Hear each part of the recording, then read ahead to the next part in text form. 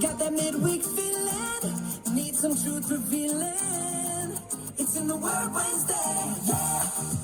Have you ever seen someone get made fun of because they looked differently? You know, when we use these words to make fun of people, they may seem small, but they can ultimately make a big difference. And today we're going to look at one of the wildest stories in the Bible. Last week we talked about David, so we're going to fast forward about 150 years. And after David, there were a lot of kings of Israel and these kings honestly kept turning away from God. And so God started sending prophets back to his people to remind them of who he was and what he could do. And so first there was this prophet named Elijah, and Elijah did a lot of great things. And then Elijah literally ascended into heaven, walked into heaven. And so God then sent Elisha. Make sure you know the difference between those two. And so Elisha was out traveling to the city called Bethel to go and prophesy about God, when all of a sudden he runs up among this group of young men. Now Elisha was bald, and they started making fun of him. Literally, they said, "Hey, Baldy, go on up." And what they were saying is, "Hey, your friend Elijah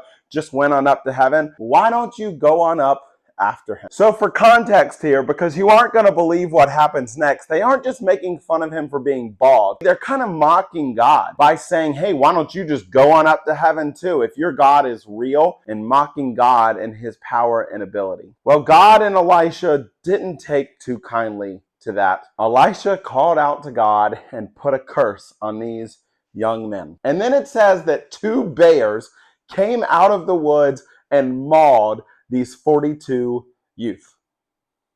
Moment of silence for those guys. But isn't that wild? Now, you're probably thinking, "Todd, why in the world are you telling us this story? What does this have to do with anything?" Well, for one, how many of you knew that was in the Bible? I'm guessing none of you.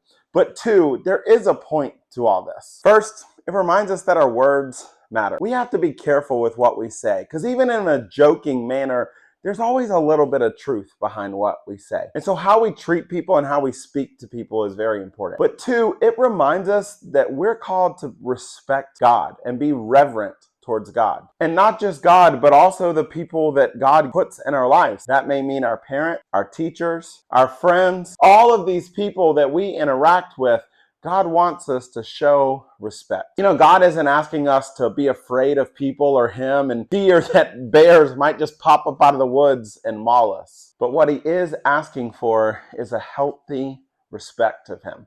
You know, if you go back and look at all these Old Testament in the Word Wednesdays that we've done all summer, if you haven't seen the power of God yet, then you really missed the point. If God can send bears out of the woods and flood the entire earth in a moment's notice, it just shows how powerful God is and that God can truly do anything. And ultimately, this story and all these stories come down to this. It's not about bears, it's about the choice that we make. Do we choose to respect God and to respect others, or do we choose to mock them and make fun of them? So that leaves us with this question. How can you in your life this week show respect to others and respect to God in a way that's honoring to him?